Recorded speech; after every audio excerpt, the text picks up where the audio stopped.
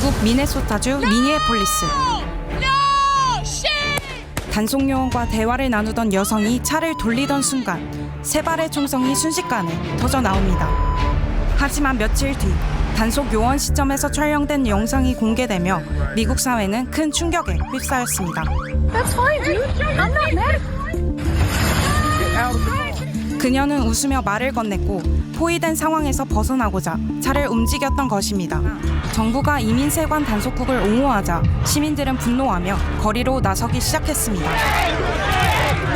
시위가 격화되자 단속 요원들은 최루가스를 뿌리고 무력 진압을 하는 등 도시 전반에는 긴장감이 고조되었습니다.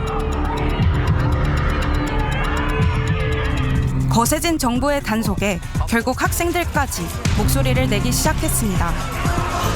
학생들의 거센 외침은 이제 미국 전역으로 퍼져나가고 있습니다.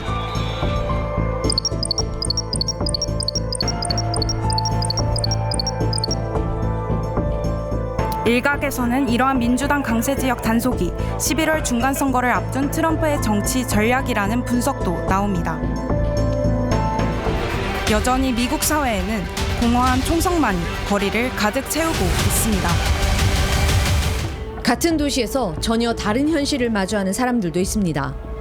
체류 자격을 심사받기 위해 출석 명령을 받고 나온 이민자들. 문 밖에서 초조하게 그들을 기다리는 가족들이 있습니다. 지난해부터 심사 과정에서 곧바로 구금 추방되는 경우가 늘었습니다. 예전엔 체류 연장을 위한 절차였다면 지금은 운명을 가르는 순간이 됐습니다. 망명과 영주권 신청에 특별 혜택을 받아왔던 쿠바인들. 하지만 이민 정책이 강화되면서 미국에 정착할 길도 점점 좁아지고 있습니다. 가슴을 쓸어내리는 이 재회가 언제까지 계속될 수 있을지 알지 못합니다. 북아일랜드에서 대규모 소요 사태가 일어났습니다.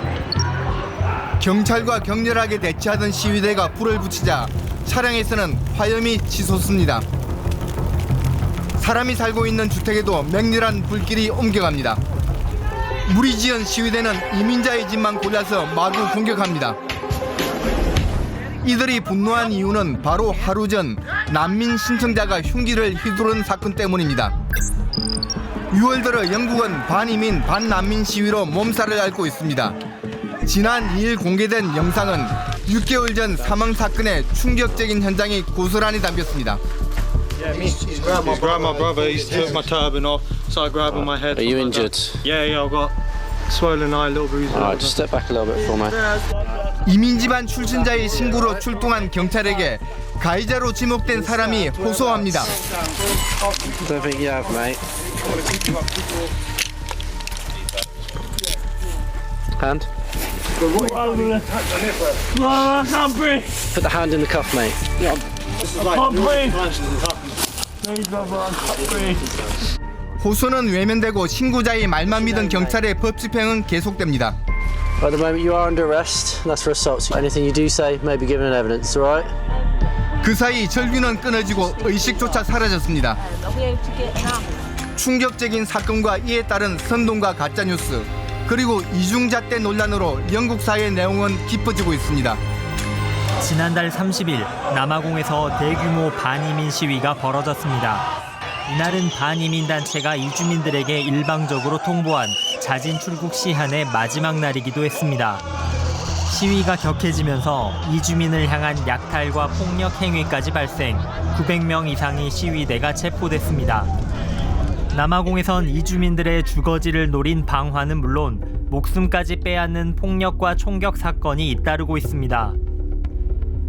남아공 정부는 외국인 혐오 범죄를 경고하는 동시에 반이민 여론 달래기에 나섰습니다. 하지만 시위를 주도하는 반이민 단체는 다음 선거 때까지 시위를 계속하겠다며 정부를 압박했고, 이주민을 색출하고 다니는 불법 자경단도 늘고 있습니다. 이주민을 강제로 끌어내 남아공을 떠나라고 위협하는 자경단. 그 대상은 남녀노소를 가리지 않습니다. As they bring another lady once again.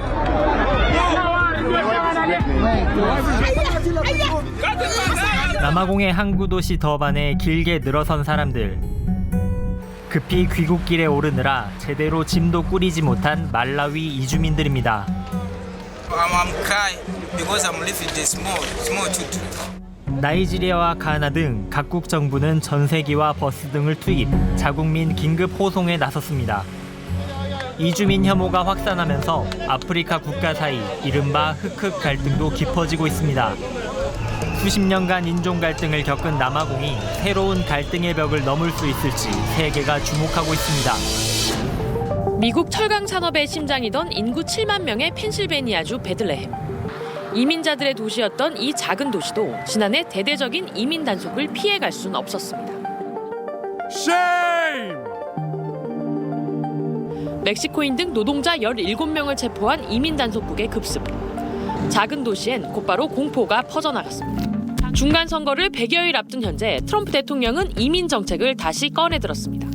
공석이었던 이민 단속국 국장의 경찰 출신 인사를 지명한 뒤 단속에 속도를 내고 있습니다. 선거가 다가오고 있는 만큼 지지층을 결집하려는 의도로 보입니다. They put China first, they put illegal aliens first, and everybody else first, but you.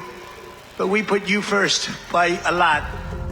강경한 이민 단속에 이달 들어 텍사스와 메인주에서 벌써 2명이 숨진 상황.